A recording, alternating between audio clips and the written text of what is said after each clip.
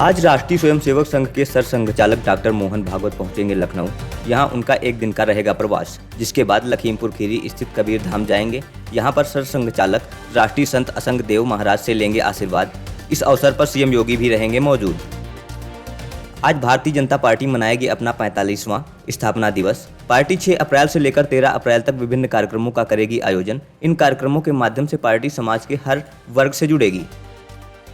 CM योगी ने महाराजगंज में की बड़ी घोषणा, कहा अगले 3 साल में प्रदेश से गरीबी को पूरी तरह से कर दिया जाएगा खत्म। सीएम ने कहा कि उनकी सरकार हर गरीब के सिर पर छत, हर खेत को पानी और हर हाथ को काम देने के लक्ष्य पर तेजी से काम कर रही है। सीएम योगी ने बलरामपुर में मां पाटेश्वरी देवी का किया दर्शन पूजन। उन्होंने देशवासियों के सुख, समृद्धि और कल्याण की कामना की।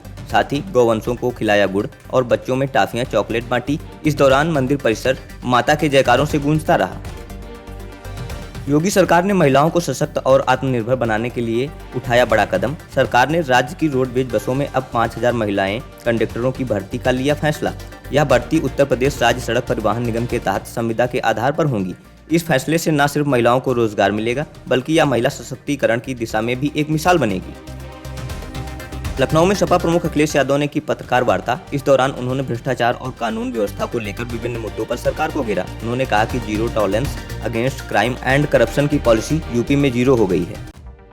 राज्यपाल आनंदीबेन पटेल ने देश एवं प्रदेशवासियों को रामनवमी पर्व की दी शुभकामनाएं। राज्यपाल ने अपने बधाई संदेश में कहा कि भगवान राम का जीवन हम सभी के लिए आदर्श है। उन्होंने कहा कि भगवान राम के जीवन के आदर्शों से प्रेरणा लेकर उसे अपने आचरण में उतारना चाहिए। संभल में जामा मस्जिद के सामने बनी सत्यव्रत पुलिस चौकी पर महाभारत का चित्रण और गीता का श्लोक लिखा गया है। चौकी के गेट पर राजस्थान से लाए गए पत्थर पर कृष्ण अर्जुन संवाद का दृश्य और यदा यदा ही धर्मस्य श्लोक लिखा है। संभल का प्राचीन नाम सत्यव्रत होने के कारण चौकी का नाम रखा गया है।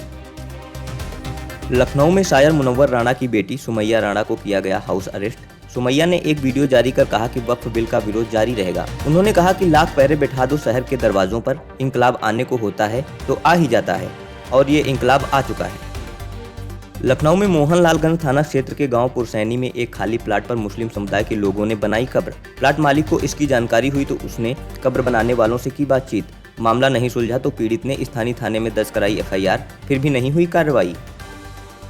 भगवान श्री राम की नगरी अयोध्या में रामनवमी को लेकर की जा रही भव्य तैयारियां। सीएम योगी के निर्देशानुसार पहली बार रामनवमी के अवसर पर दीपोत्सव का किया जाएगा आयोजन। इस आयोजन में 2 लाख से अधिक जलाए जाएंगे दीप। बरेली में एक किसान को स्मैक तस्करी में फंसाने की पुलिस अधिकारियों ने दी धमकी। अधिकारियों ने किसान से 2 लाख रुपए की मांग की, जिसके बाद फतेहगंज पुलिस चौकी के प्रभारी बलवीर सिंह व मोहित चौधरी और हिमांशु के खिलाफ FIR दर्ज कर की गई कार्रवाई। हरदोई में सामुदायिक स्वास्थ्य केंद्र शाहाबाद में गर्भवती महिला और उसके नवजात की मौत के मामले में डिप्टी सीएम ब्रजेश पाठक के निर्देश के बाद की गई कार्रवाई। प्राथमिक जांच के बाद 2 संविदा स्टाफ नर्सों को किया गया निलंबित। वहीं CHC अधीक्षक और अन्य कर्मचारियों की भूमिका की जांच की जा रही है। गोरखपुर में स्वास्थ्य सुविधाओं को बेहतर बनाने के लिए प्रदेश सरकार की तरफ से मिली 65 नई एम्बुलेंस। इनमें से 28 एम्बुलेंस को महापौर डॉक्टर मंगलेश कुमार श्रीवास्तव और सदर सांसद रवि किशन शुक्ला ने NXC भवन से हरी झंडी दिखाकर किया रवाना। फर्रुखाबाद की यशस्वी का 6 साल की उम्र में इंडिया बुक ऑफ रिकॉर्ड में दर्ज किया गया नाम। यशस्वी ने 1 मिनट में कथक के 99 स्पिन पूरे करके अपना नाम दर्ज कराया है। यशस्वी की राज्य और राष्ट्रीय स्तर पर की जा रही प्रशंसा। यूपी के संभल में तंत्र विद्या की आड़ में हो रहा यौन शोषण।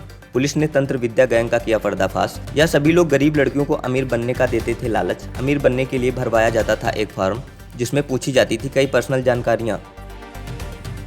फिरोजाबाद में बच्चों को लेकर स्कूल जा रही एक वैन में अचानक से लगी आग। जलते हुए वाहन में फंसे बच्चे, जिसके बाद ग्रामीणों ने आग में फंसे बच्चों को बाहर निकाला और सुरक्षित स्थानों पर पहुंचाया। आम आदमी पार्टी के नेता संजय सिंह ने वक्फ संशोधन बिल पर दी प्रतिक्रिया। कहा कि वक्फ के बाद अब भाजपा की नज़र कैथोलिक ईसाइयों की भूमि पर है। सरकार देश में सौहार्द बिगाड़ने का काम कर रही। भगवान शिव के पावन धाम केदारनाथ की यात्रा आगामी 2 मई से हो जाएगी प्रारंभ। यात्रा को सफल और सुरक्षित बनाने के लिए प्रशासन ने तैयारियों को युद्ध स्तर पर किया शुरू। वहीं केदारनाथ पैदल मार्ग से बर्फ हटाने का कार्य अब अपने अंतिम चरण में है। वर्तमान में 270 से अधिक मजदूर दिन रात लगातार बर्फ हटाने के काम में जुटे हुए हैं। IPL 2025 के 18वें सीजन का आज 19वां मैच सनराइजर हैदराबाद बनाम गुजरात टाइटंस के बीच राजीव गांधी इंटरनेशनल स्टेडियम हैदराबाद में खेला जाएगा। यह मैच शाम 7:30 बजे खेला जाएगा।